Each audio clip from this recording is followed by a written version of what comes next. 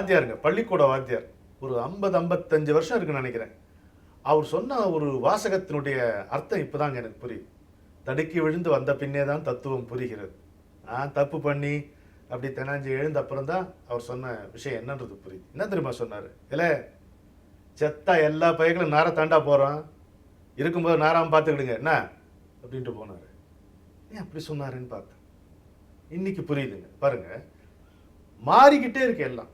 வாழ்க்கைன்னா என்ன? ஒரு டெஃபினிஷனே கொடுத்தா நில்லாமல் ஓயாமல் மாறிக்கொண்டே இருக்கும் சூழ்நிலைகள். இவ்வளவுதானே வாழ்க்கை. குழந்தையா இருந்தோம், இப்போ வயசாகி போச்சு, அது விதையா இருந்தது, செடியாச்சு, மரமாச்சு, எல்லாமே மாறிக்கிட்டே இருக்கு.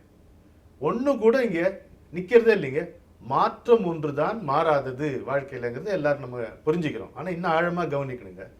இப்போ காலை இருக்கு, மாலை இருக்கு, மாறவே இல்லையே. காலங்காலமாக காலை காலையாகவும் மாலை மாலையாகவும் தானே இருக்கு இல்லையா? காலைக்கு அப்புறம் மாலை வந்தாலும் மாலைக்கு பிறகு காலை வந்தாலும் காலை காலையாகவும் மாலை மாலையாகவும் இருப்பது மாற்றமே இல்லையே. அப்போ மாறிக்கொண்டே இருக்கின்ற இந்த வாழ்க்கையில, இந்த பிரபஞ்ச ரீதியில மாறாத ஒன்று இருக்கிறது அப்படின்னு நமக்கு ஒரு உணர்த்தப்படுகிறது இயற்கையின் மூலமா. அந்த மாறாத ஒன்று என்னங்கிறது பெரிய பிரச்சனை எதுவும் இல்லைங்க. திருவள்ளுவர் அன்புடைமை அதிகாரத்தை எழுதியிருக்காரு. ஒரு 10 குறள் படிச்சோம்னா அவ்வளோ தெளிவு கிடைக்குது நமக்கு. அவர் என்ன சொல்றாரு?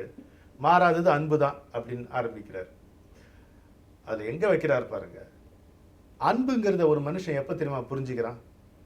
நாம நேசிக்கப்படும் போது புரிஞ்சுக்கிறோம்னு நினைக்கிறோம். இல்லைங்க, நாம இன்னொருவரை நேசிக்கும் பொழுதுதான் அன்புன்னு ஒன்று இருக்குன்றது நம்ம புரிஞ்சுக்க முடியுது. ஆமாங்க, வெளிப்படுத்தப்படும் பொழுதுதான் அன்பு என்கின்ற ஒன்று நம்முள்ளே இருக்கிறது என்பதை நம்மால புரிந்து கொள்ள முடிகிறது. அன்பு தான் படைப்புக்கே ஆதாரம். இந்த படைப்பு அப்படிங்கிறதே சிருஷ்டி இஸ் கிரேஸ் அப்படிம்பாங்க. அன்பு, இந்த படைப்பு என்பதே அன்பினுடைய வெளிப்பாடு. ஏன்? உயிர்கள் எல்லாம் கரையேறணும், உயிர்கள் எல்லாம் கடை தேரணுன்றதுக்காக விரிந்திருக்கக்கூடிய இந்த அற்புதமான படைப்பு, அது அன்பினுடைய வெளிப்பாடு. அந்த அன்பை வெளிப்படுத்துவதற்காக கொடுக்கப்பட்ட வாய்ப்பு, அதுதான் இந்த வாழ்க்கை. 2. மூணாவதா பாருங்க, நான் அன்பு செய்தேன், ஆனா அவர் எங்கிட்ட அன்பு காட்டலைன்னா அது அன்பாகாது.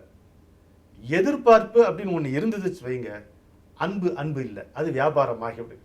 Love should not become a trade என்று சொல்வார்கள். நான் அன்பு செய்தேன், அவன் அன்பு செய்யவில்லை என்றால் இது அன்பே இல்லை என்று பொருள் என்று பெரியவர்கள் சொல்லுகிறார்கள். அந்த எதிர்பார்ப்பே இருக்கக்கூடாது.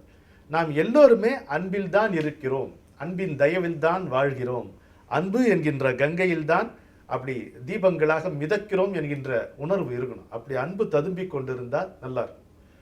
அப்ப எப்படி இது சாத்தியம்? எல்லாரையும் அன்பு செய்வது சாத்தியமா? அதுதாங்க சாத்தியம்.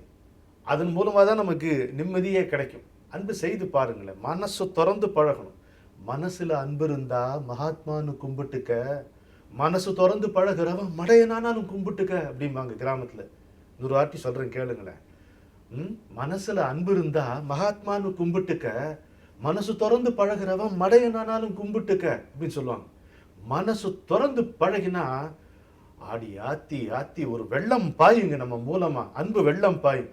யாரு என்னன்னு பார்க்காதுங்க.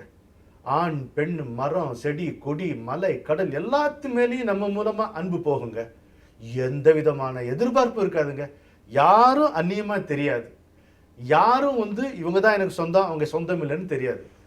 சொந்தம் இருக்கும், பந்தம் இருக்காது, நேசம் இருக்கும், பாசம் இருக்காது. அப்படி அன்பு பெருக்கெடுத்து போகும். நாம் அன்பு செய்கிறோங்கிற உணர்வே இல்லாமல் இருக்கும். இந்த வாழ்க்கை, அன்புமயமான வாழ்க்கை ஆனந்தமயமாக ஆகும். காலையில் எழுந்த உடனே அப்படி ஜன்னக்கதவை திறந்து தோட்டத்தில் இருக்கிற பூவை பார்க்குறோம், அப்படி சூரியன் வந்தாச்சான்னு பார்க்கணும்ல. அது மாதிரி இன்னிலிருந்து கண்ணை முழிச்ச உடனேங்க மனசு திறந்துடுவோம்.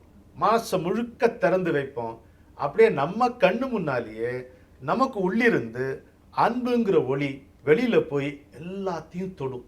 எல்லாம் வெளிச்சமா தெரியும். பார்க்குறீங்களா?